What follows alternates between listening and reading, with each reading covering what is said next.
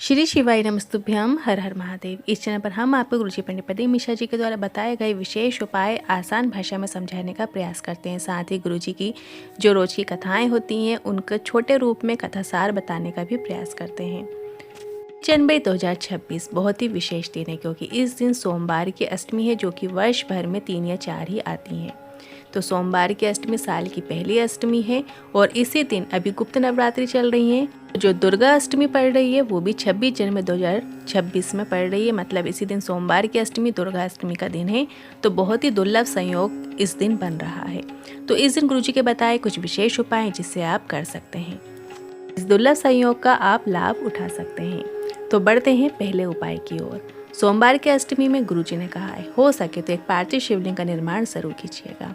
आप चाहो तो अपने ही घर में किसी पात्र में आप पार्थिव शिवलिंग का निर्माण कर सकते हैं या फिर आप किसी गमले में भी पार्थिव शिवलिंग का निर्माण कर सकते हैं। आप अपने ही घर के गमले में तुलसी जी के गमले को छोड़कर अन्य किसी भी गमले में आप पार्थिव शिवलिंग का निर्माण जरूर कीजिएगा।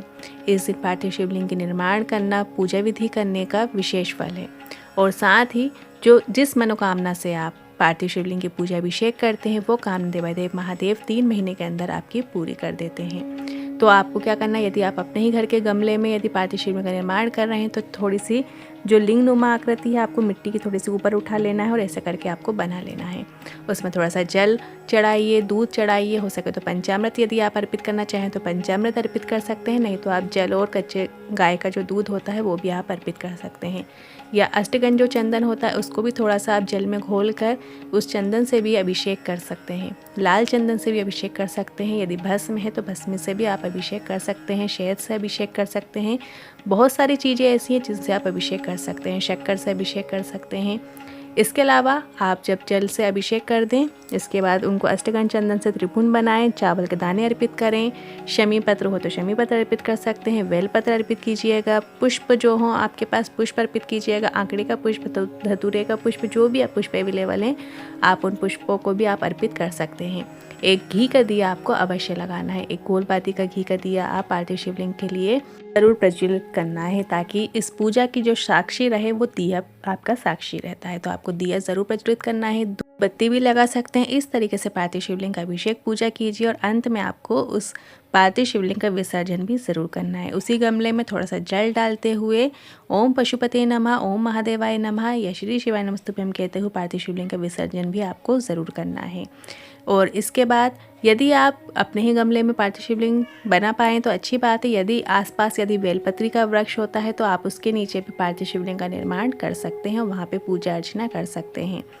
पार्थिव शिवलिंग जो आप बनाएंगे ये सुबह शाम आप कभी भी बना सकते हैं, जब भी आपके पास समय रहे, सुबह दोपहर शाम कभी भी, चारों पहर में, क्योंकि पूजा होती है। क्योंकि शिव शक्ति के मिलन का दिन है। सोमवार की अष्टमी जैसे शिवरात्रि में हम शाम के समय पूजा करते हैं, ऐसे ही यदि आपको सुबह के समय टाइम नहीं हो तो आप शाम के समय भी पार्थिव शिवलिंग का निर्माण पूजन विधि कर सकते हैं। गुरुजी ने पिछली कई कथाओं में बताया यदि जीवन में आपको उन्नति देखने को नहीं मिल रही है, जीवन में बहुत अधिक कष्ट है, आप उन्नति कर ही नहीं पा रहे हैं या जीवन में बहुत ज़्यादा कष्ट है, इतने दुख हैं कि आपके जा ही नहीं रहे हैं, तो आपको पार्थिव शिवलिंग बनाने का एक और तरीका गुरुजी ने बताया है। इसके लिए आपको आंकड़े का जो पेड़ होता है, आंकड़े का जो वृक्ष होता है उसके नीचे की मिट्टी लेना है और साथ ही आपको शमी के जो वृक्ष होता है, शमी का जो पौधा होता है उस गमले की मिट्टी आपको ले लेना है। फिर शमी के वृक्ष की मिट्टी और आंकड़े के जो पुष्प होते हैं उसके वृक्ष की जो मिट्टी है दोनों को आपस में मिला लेना है और उससे आपको किसी पात्र में पार्थिव शिवलिंग का निर्माण करना है। यदि आप आंकड़े की जड़ के नीचे की जो मिट्टी होती है और शमी के जो जड़ की मिट्टी होती है उन दोनों को मिला के पार्थिव शिवलिंग का निर्माण करते हैं तो जो दुख भरे जीवन चल रहे होते हैं, जीवन में इससे आपको उन्नति देखने को मिलती है। आप आगे की ओर अच्छे उज्जवल भविष्य की ओर अग्रसर होते हैं। उन दोनों की मिट्टी को मिलाकर फिर आप पार्थिव शिवलिंग का निर्माण कर सकते हैं, पूजन विधि कर सकते हैं जैसा कि अभी हमने बताई। जैसे भी आप पूजा विधि करें, शॉर्ट में भी कर सकते हैं। जल से अभिषेक किया, अष्टगंध चंदन लगाया, चावल अकेला अर्पित कर दिए, एक घी का दिया पर आपको ज़रूर लगाना है।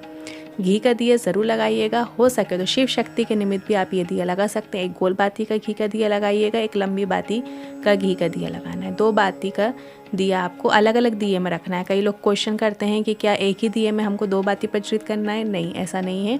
आप एक गोल बाती का अलग दिया बनाएं, एक लंबी बाती का अलग दिया बनाएं। शिव शक्ति का मिलन का दिन होता है सोमवार की अष्टमी, तो आप 2 दिए लगा के फिर पार्थिव शिवलिंग का पूजन कर सकते हैं।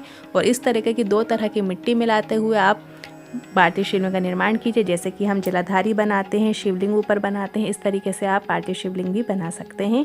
और फिर उनका जल से अभिषेक कीजिए, पंचामृत से अभिषेक कीजिए। बढ़िया जो आपके सामग्री आसानी से मिल जाए वो सब सामग्री आप भोलेनाथ की शिवलिंग पर अर्पित कीजिए। उन्हें फल भी अर्पित कर सकते हैं। जितनी आपकी सामर्थ्य है, जैसा आप अच्छे से अच्छा करने की कोशिश करें, बाबा आपको अच्छे से अच्छा प्रदान ज़रूर करेंगे। और जिस कामना को लेकर आप पार्थिव शिवलिंग बना रहे हैं, वो कामना देवादेव महादेव आपकी नेक्स्ट जो अष्टमी आएगी, सोमवार की अष्टमी, वो आने से पहले आपकी कामना देवादेव महादेव निश्चित ही पूरी कर देंगे। पर आप पूर्ण विश्वास के साथ अभिषेक कीजिएगा, पार्थिव शिवलिंग का निर्माण कीजिएगा। क्योंकि जो भी हम उपाय करते हैं, सबसे पहले उनमें पूरी श्रद्धा होनी चाहिए, पूरा विश्वास होना चाहिए। अब बढ़ते हैं अगले दूसरे उपाय की ओर। सोमवार की अष्टमी में किया जाने वाला ये विशेष उपाय है।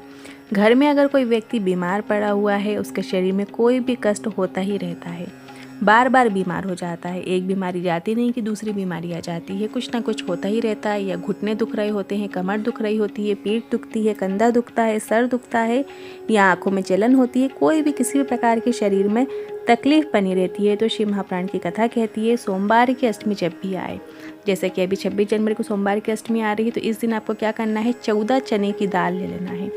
आप 14 चने की दाल ले लीजिए। और जिसको ये बीमारी होती रहती है, दुख परेशानियाँ चल रही होती हैं, तो उसके ऊपर से 14 बार उतारना है। उतारते समय आपको शंकर भगवान का कोई भी नाम, मंत्र, जाप कुछ भी आप ले सकते हैं। जैसे श्री शिवाय नमस्तुभ्यम बोल सकते हैं।